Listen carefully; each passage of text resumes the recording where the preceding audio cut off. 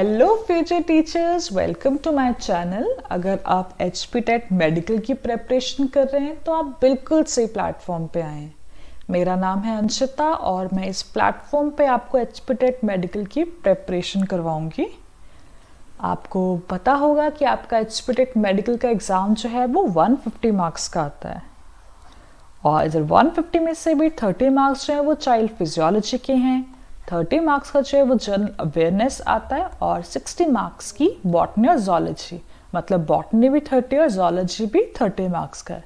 Then आपका chemistry जो है वो 30 मार्क्स का आता है। तो मैं इस चैनल पे मोस्टली जो फोकस जोलॉजी और बॉटनी पे करने वाली हूँ। थोड़ा मैं केमिस्ट्री के कुछ इंपॉर्टेंट टॉपिक्स और चाइल्ड साइकोलॉजी और अवेयरनेस के भी इंपॉर्टेंट टॉपिक्स हैं उसकी भी डिस्कशन करूँगी, पर फुल सिलेबस जो मैं कंप्लीट करूँगी वो जोलॉजी और बॉटनी का करने की कोशिश करूँगी। सो आपको पता है कि आपका जोलॉजी और बॉटनी का सिलेबस जो है वो NCERT से ही आता है मोस्टली।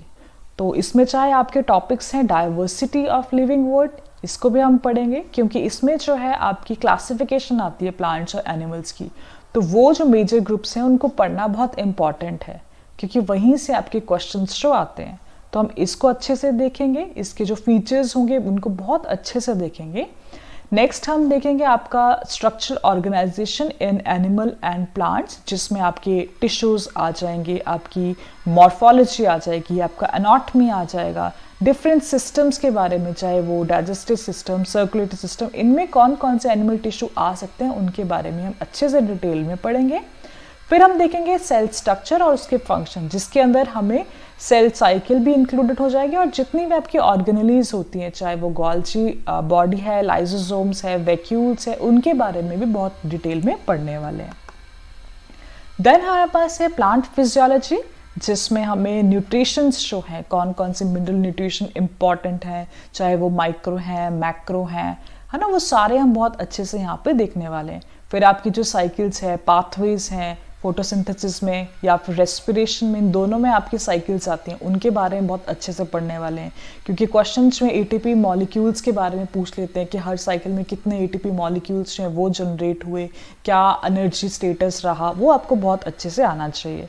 फिर आपकी मोस्ट इंपॉर्टेंट ये जो आपके हार्मोन्स होते हैं प्लांट के, ऑक्सीन, जिब्रेलिन, साइटोकाइनिन, इनके बारे में भी बहुत डिटेल में पढ़ने वाले हैं।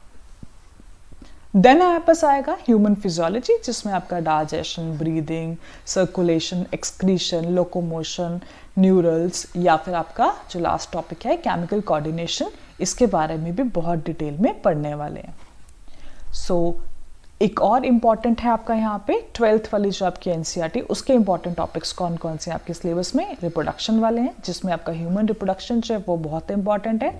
फिर जेनेटिक्स आपकी आ जाएगी, जेनेटिक्स प्लस एवोल्यूशन, एवोल्यूशन भी आपने पढ़नी है।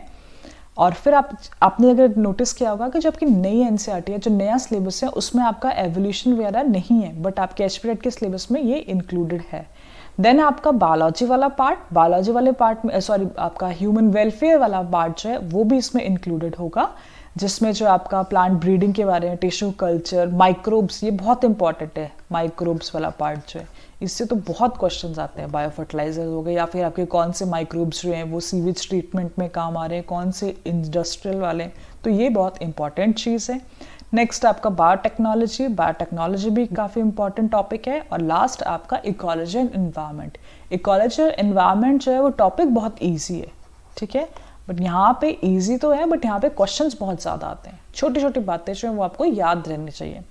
सो ये सारा सिलेबस जो है आपका NCERT से ही मोस्टली आपका क्वेश्चंस जो आते हैं।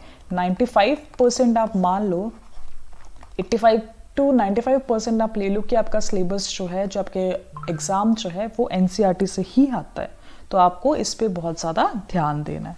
सो आप बने रहिए मेरे साथ इस चैनल पे, तो मैं कोशिश करूँगी कि आपको सारा सिलेबस जो है वो मैं कंप्लीट करवा दूँ। और अपना टाइम वेस्ट मत कीजिए, ये मत सोचिए कि एग्ज़ाम पता नहीं मई में आएगा, जून में आएगा, 4-5 महीने बचे हुए हैं, बट जब आप पढ़ना स्टार्ट करोगे ये पूरा सिलेबस, अभी मैं सिर्फ जोलॉजी और बॉटनी की बात कर रही हूँ, केमिस्ट्री तो अलग से है, अगर ये सब आप कवर करने बैठोगे तो आपको बहुत टाइम लग जाएगा। तो इसलिए टाइम वेस्ट ना करो और साथ साथ पढ़ना शुरू करो। मैं कोशिश करूँगी कि आपको ये सिलेबस जो है एटलीस्ट जोलॉजी और बॉटनी का तो कंप्लीट करवा दूँ। तो बने रहिए इस चैनल के साथ, अपना ध्यान रखिए और अच्छे से पढ़ाई करिए। Thank you.